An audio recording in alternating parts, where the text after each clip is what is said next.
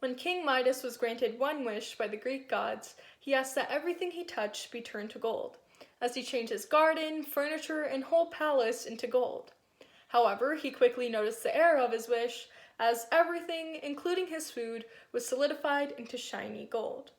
Now regretful and starving due to his wish, King Midas wondered how such a revolutionary thing had become a curse.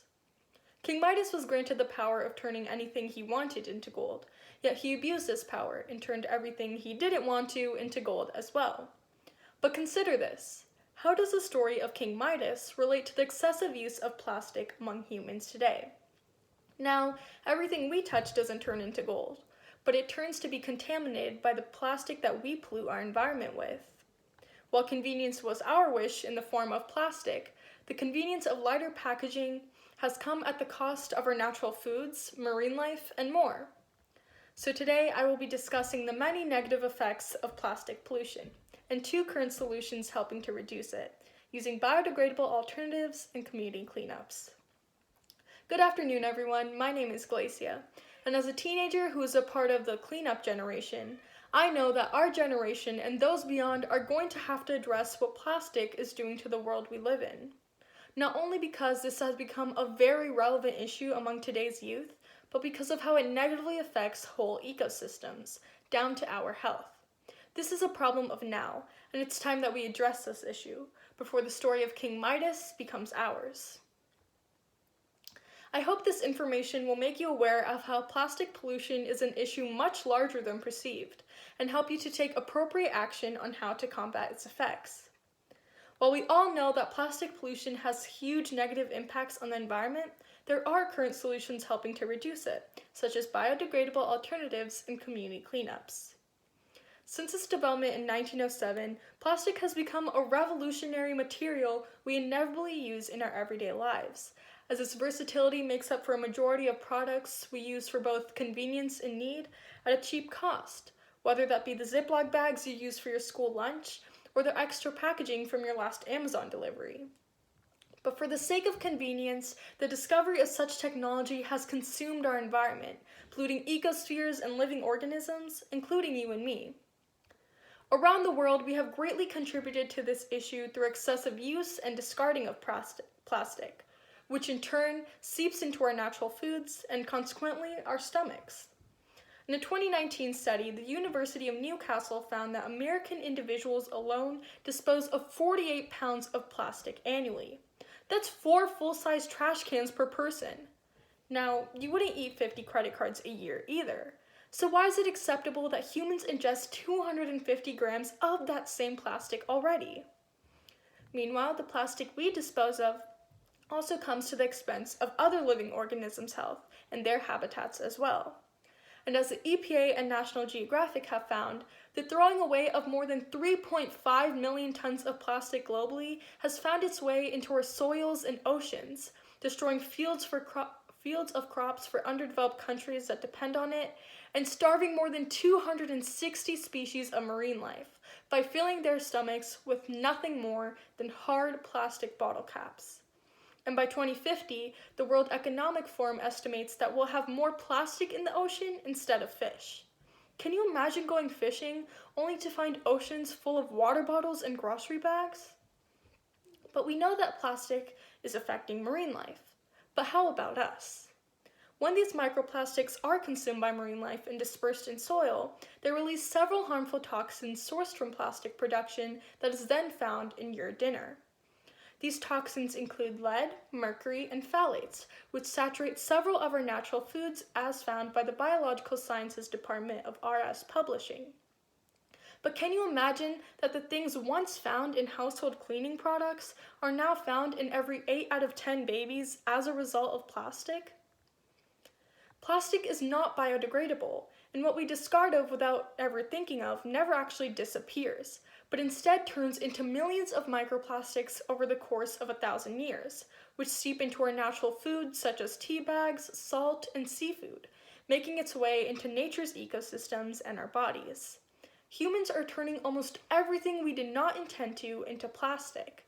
Like King Midas, the plastic we use for grocery bags and straws, now found along every highway, will become our food, and oceans will have more plastic bags than turtles, while hills of green grass will be replaced by mounds of plastic landfill. Landfill that will probably be here longer than you and me. And with such urgency, I've explored what 2 actions we can do today as students to reduce the impact of plastic pollution around the world. Number 1, before we clean up the mess, we must turn off the tap. So how can we stop the excessive use of plastic? Biodegradable alternatives. And one of the most efficient of these alternatives is seaweed. In 2018, the company Notpla developed edible water bottles formed from one of Earth's most renewable sources, brown seaweed. According to Notpla, brown seaweed is known to deacidify oceans of excessive carbon in the air, and most importantly, unlike plastic, it biodegrades in 4 to 6 weeks.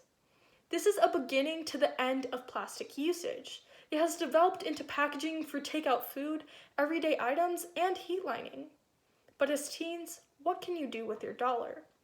Well, for one, you can purchase biodegradable and reusable shopping bags at any of your local markets, buy reusable water bottles, and take further action by encouraging your schools to use Notpla alternatives at large events. Even as teens, your contributions by using 1 less grocery bag and 1 less plastic bottle is 1 less piece of plastic in our oceans. And it's 1 more step towards turning off the tap. Our accumulated efforts as teens, from individual to global, will ultimately reduce the root of plastic pollution, its usage in the first place. Number 2, clean the existing mess. Before we discuss action, we must identify the most prominent source of such pollution. But we must also focus on cleaning up what has already saturated the environment. We know that simply reducing the use of plastic bags and straws is not enough. But as young adults, our efforts in helping to clean the current mess locally will ultimately serve the global goal. Much of plastic pollution is sourced from one of today's most industrialized countries, many of which have inefficient recycling structures that do not properly discard plastic, and as the Scientific American explains, create islands made from plastic. But sooner or later, that same plastic will make its way back to our dinner table. So what can we do about plastic that is quite literally oceans away? Well, by implementing community cleanups at our own shores, we can prevent plastic waste from concentrating in our oceans.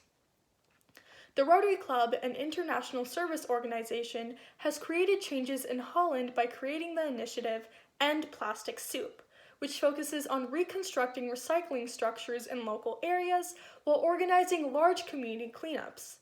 With the Global Rotary Network, we can extend this initiative to places such as China, where the world's plastic buildup is concentrated, and begin with local cleanups organized by students and youth engaging in community service, working hand in hand to reduce the plastic on our local shores. To recap, I have discussed how plastic has affected our world and ways to reduce plastic pollution by using biodegradable alternatives and community cleanups.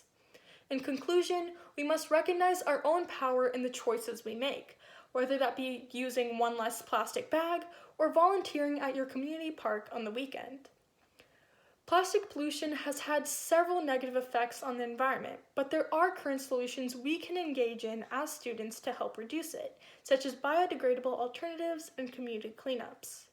I hope you take these solutions into consideration, because they all involve your individual efforts.